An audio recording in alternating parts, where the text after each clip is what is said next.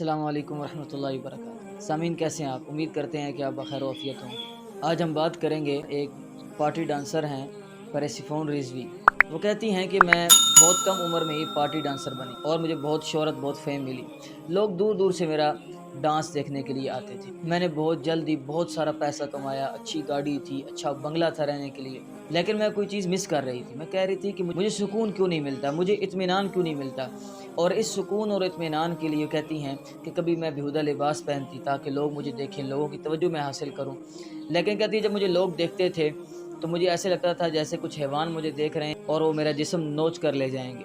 کہتی ہیں پھر سکون کی تلاش میں ساری رات ڈرنک کرتی، اور اتنا ڈرنک کرتی کہ مجھے ہوش ہی نہ رہتا کہ میں کہاں ہوں۔ کئی بار میں کچن کے اندر ہی بے ہوش ہو گئی، کئی بار میں اپنی واش روم کے اندر ہی بے ہوش ہو گئی، لیکن جب میں اٹھتی تو میں دوبارہ بے سکون ہوتی، مجھے اطمینان نہ ملتا۔ کہتی ہیں کالج کے اندر میری ایک دوست تھی، ایک دن ہم کینٹین میں بیٹھے تھے، میں نے اسے کہا یہ کھاؤ، تو مجھے کہنے لگی کہ نہیں میں نے روزہ رکھا ہوا۔ وہ مسلمان تھی، تو میں نے اسے پوچھا کہ یہ روزہ کیا چیز ہے، تو وہ کہنے لگی کہ ہم اپنے اللہ کے لیے پورا دن بھوکا رہتے ہیں۔ کہتی میں نے اسے چیلنج کر دیا کہ کوئی مشکل کام ہی نہیں ہے، اور میں نے بھی ایک دن روزہ رکھ تو لیا، لیکن میں نے بہت مشکل سے اس روزے کو مکمل کیا۔ روزہ مکمل کرنا کیوں مشکل تھا؟ کیونکہ ان کا وے نہیں تھا، ان کو مقصد نظر نہیں آ رہا تھا۔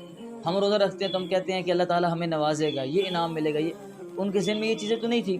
صرف بھوکا رہنا ہے، اور صرف بھوکا رہنا ایک مشکل کام ہے۔ کہتی ہیں بہرحال میں نے اسلام کے بارے میں ریسرچ شروع کی، اور میں نے سورۃ النساء پڑھی، اور میں نے دیگر صورتیں پڑھی جن کے اندر اسلام نے عورتوں کے تحفظ کی بات کی، عورتوں کے حقوق کی بات کی۔ کہتی ہیں میں نے مزید ریسرچ کی اور میں نے آخرکار اسلام قبول کر لیا۔ کہتی ہیں اس کے بعد میں نے کبھی ڈرنک نہیں کی، اور میں نے اپنا لباس مکمل کر لیا، اور میں نے ساری فوش ویڈیوز اور تصاویر میں نے انٹرنیٹ سے ڈیلیٹ کر دی۔ کہتی ہیں اس مکمل لباس اور دوپٹے کے اندر ہی عورت کے لیے تحفظ ہے، عورت کے حقوق کی بات ہے، وگرنہ جب میں اس برہنہ لباس میں ہوتی تھی تو مجھے محسوس ہوتا تھا کہ لوگ مجھے نوچ کر کھا جائیں گے، لیکن اسلام کے لباس کے اندر لوگ آپ کی رسپیکٹ کرتے ہیں، لوگ آپ کو تحفظ دیتے ہیں۔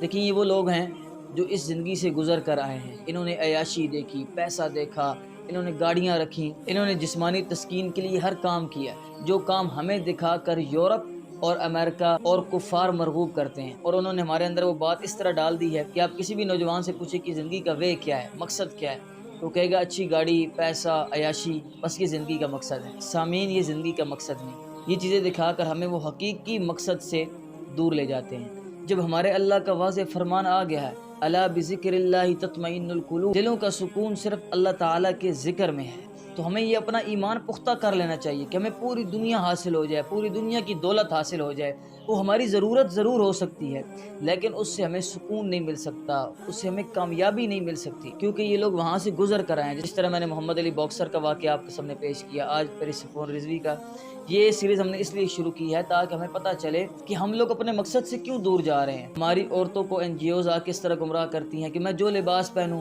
مرد اپنی آنکھوں پر پردہ کریں، حقیقی پردہ دل کا ہوتا ہے۔ اس طرح کی وہ بہت ساری تھیوریز لے کر آتے ہیں۔ وومن ڈے پر وہ کچھ عورتوں کو نکال کر احتجاج کرواتے ہیں تاکہ ساری عورتوں کی توجہ ان عورتوں پر جائے کہ ہمیں آزادی کیوں نہیں ملی، ہم ایسا لباس کیوں نہیں پہنتی، ہم بھی فیشن کریں۔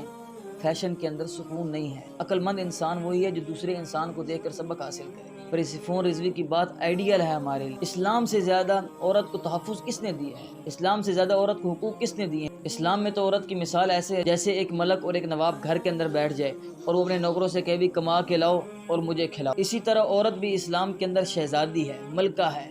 شوہر باہر جائے، دھکے کھائے، دنیا سے لڑے، اور وہ کما کر لائے، عورت کے ہاتھ پر رکھے۔